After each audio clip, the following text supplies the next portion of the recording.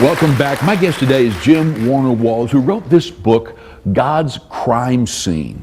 And it's a cold case detective examining the evidence for a divinely created universe. You got to get a copy of this and get a real reason as to why you serve God. That'll make your witnessing a whole lot more effective. All right, set up this clip for me, for this movie. Okay, so in this particular part of the movie, the teacher's already been accused of sharing her faith or talking about Jesus in the public setting. So now the issue is, why should we allow a discussion about Jesus to occur?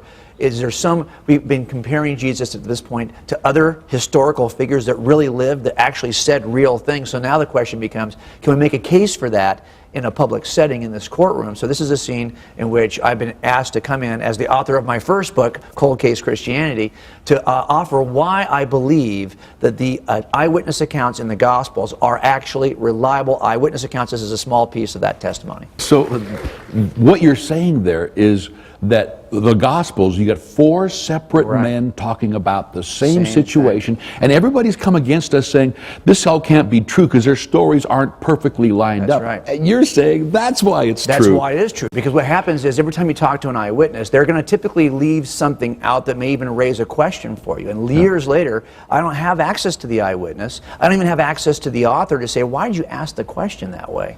So instead, I have an account that it raises questions for me. Now I keep reading, and I find another eyewitness account that fills in a detail that was left out in the first eyewitness account. And now, because these two can be used together, everything makes sense. This is what's happening in the Gospels in that particular account. If you just read one, you'd have questions. You know, why in feeding the 5,000 does Jesus, when he typically would go to Simon as his right-hand man to ask, hey, where should we feed these people? He goes to Philip.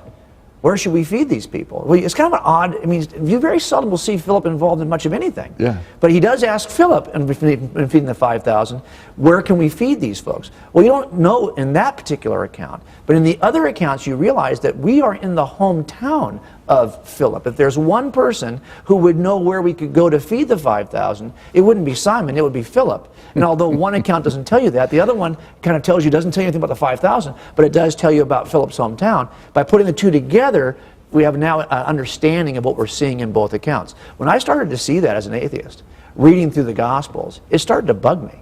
Because that kind of unintentional eyewitness support is so common in my casework that I thought, oh, I'm seeing it now in this ancient text. So wow. it does kind of have the flavor of really authentic eyewitness support. So for me, my journey was, number one, do I have a good reason to believe that these are reliable eyewitness accounts? And up to the miracles, I would have said yes. But when it got to the miracles, I would have said no.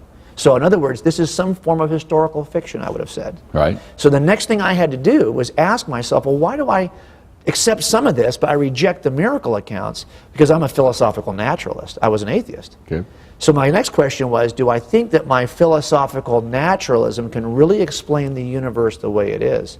And that's when I started to do the work that's in God's Crime Scene. Because now the question was, do I think that there's good reason to believe that just space-time matter, the laws of physics and chemistry, can get everything else we see in the universe? Really?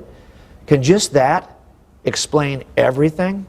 Because if I'm wrong about that, and there's something that has to be extra natural, something outside just what we call nature, space, time, matter, the laws of physics and chemistry, well then I got to at least open up the door to supernatural activity, including the miracles that are in the Gospels. So that's why, for me, that my journey was kind of backwards from a lot of atheists. I wasn't interested, does God exist and is Christianity true? I stumbled into the Gospels and realized these look like reliable accounts to me. Yeah. But they contain miracles. So I had to do the extensive work, which I talk about in God's Crime Scene, to know that it turns out that my naturalism does not explain the universe very well, and that there's a better explanation for the universe, and that's that God is the designer of that universe. Yeah.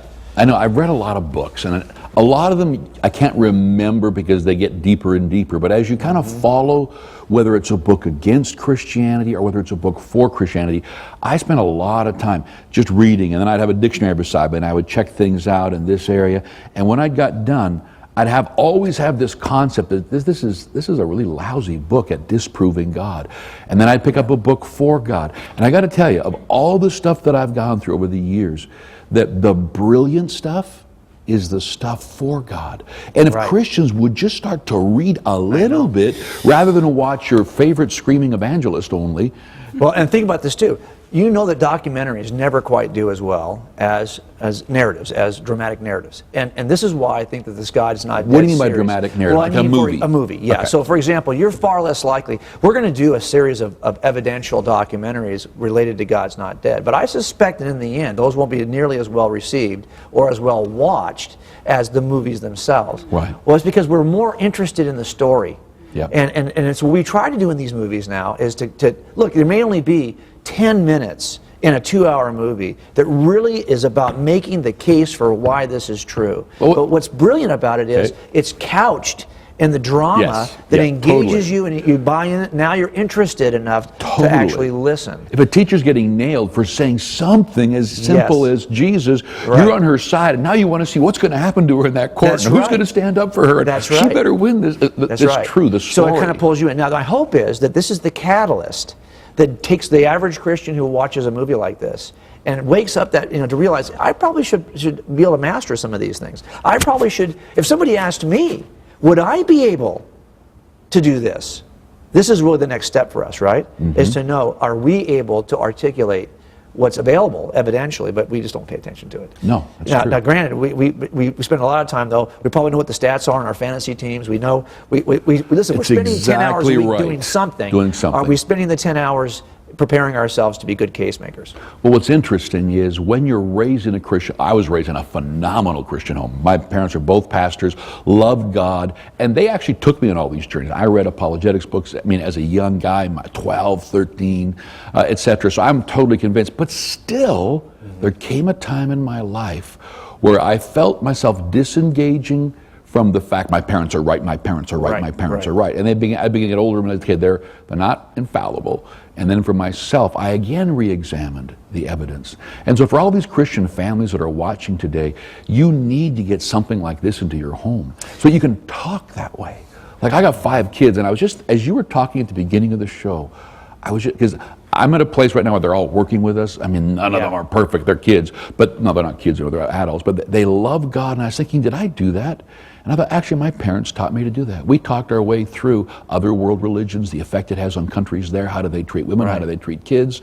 How do we deal with drugs, alcohol, sex? Why would right. the Bible say this? We would just keep talking about it, and we'd talk about their friends and what it did to their life. Right. And so there almost was what you were saying. I kind of probably by accident stumbled onto this, that we just talked our way through everything by looking at what's out there. Yeah, running it through the lens of your Christian worldview. And when it comes down to, in the end, when you were asked, because all of us as parents try to do this, why is this true, Mom? Why is this true, Dad? Yeah. Why do you think this is true? I think what our kids in this generation want to know More than feelings. is it's got to be more than just, because if the thing we typically reject as a young person is wanting to be just exactly like Dad. Yeah. Well, give me something that's outside of you Right. that demonstrates this is true.